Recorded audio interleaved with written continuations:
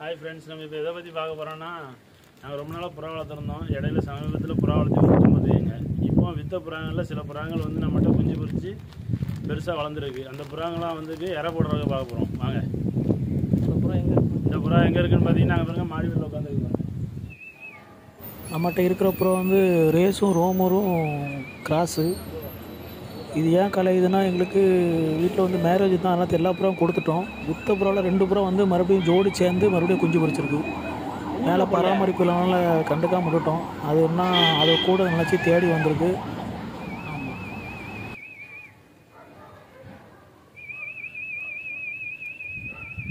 வீட்டில் வந்து பூனை வந்து விழுந்துட்டு போதுங்க, அதனால தான் பயந்தவனும் இறங்க மாட்டேங்கான்ல.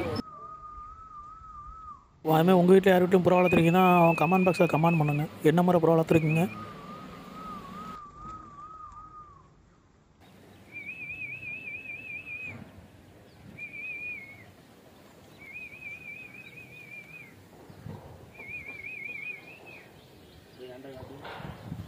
அது என்னென்னு பார்த்தீங்கன்னா, புதுசாக வந்த புறாங்கள்லாம் ஒரு சில புறாங்க களைஞ்சிக்கிட்டு இருக்கு பார்த்தீங்க. அதனால தான்